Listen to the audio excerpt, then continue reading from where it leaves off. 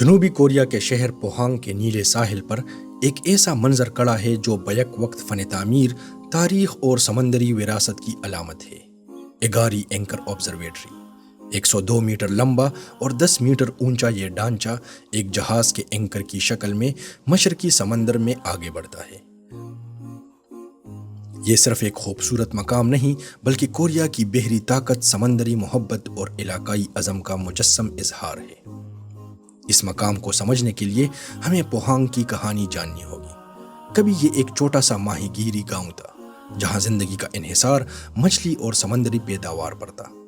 پھر 1968 میں یہاں قائم ہوا پوسکو، وہ فولاد ساز ادارہ جس نے نہ صرف اس شہر کو بلکہ پورے کوریا کو صنعتی طاقت میں بدل دیا۔ چند دہائیوں میں پوہانگ سٹیل کیپٹل بن گیا اور آج یہ شہر اپنے صنعتی ورثے کے ساتھ ساتھ سمندری سیاحت کا بھی مرکز ہے۔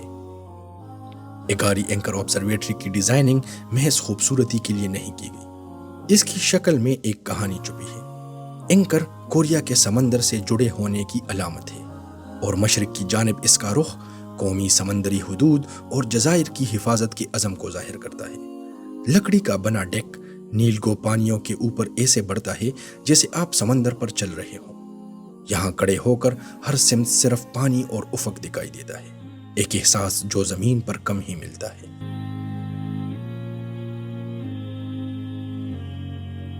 یہاں کا سب سے مشہور منظر طلوع آفتاب ہے۔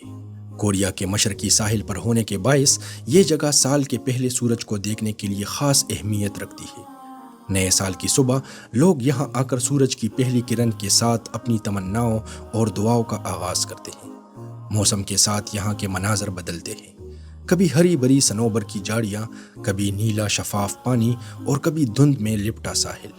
نیچے جھانکے تو پانی میں مچھلیاں اور سمندری حیات بھی صاف دکھائی دیتی ہیں، اور ساحل کی چٹانیں علاقے کی قدیم ارضیاتی تاریخ سناتی ہیں۔ یہ آبزرویٹری صرف ایک دیکھنے کی جگہ نہیں بلکہ ایک پیغام ہے کہ سمندر ہماری شناخت کا حصہ ہے اور اس کی حفاظت ہمارا فرض۔ اینکر کا رخ مشرق کی طرف ہے، جیسے خاموشی سے یہ بتا رہا ہو کہ یہ پانی، یہ جزائر، یہ ساحل جنوبی کوریا کی سرزمین کا حصہ ہے۔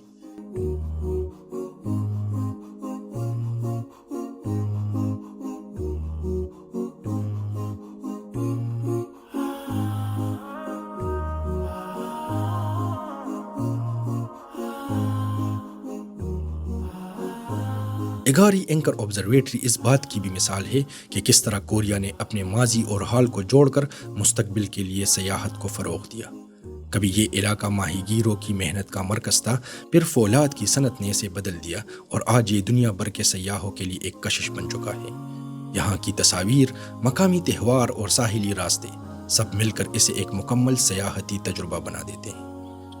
ایگاری اینکر آبزرویٹری صرف ایک ڈھانچہ نہیں بلکہ ایک کہانی ہے، زمین سے سمندر تک، ماضی سے حال تک، صنعت سے سیاحت تک۔ یہ ہمیں یاد دلاتا ہے کہ قدرتی حسن، قومی ورثہ اور جدید ترقی ایک ساتھ چل سکتے ہیں۔ یہاں آ کر انسان صرف سمندر کو نہیں دیکھتا بلکہ اپنی روح کو بھی تھوڑا وسیع محسوس کرتا ہے۔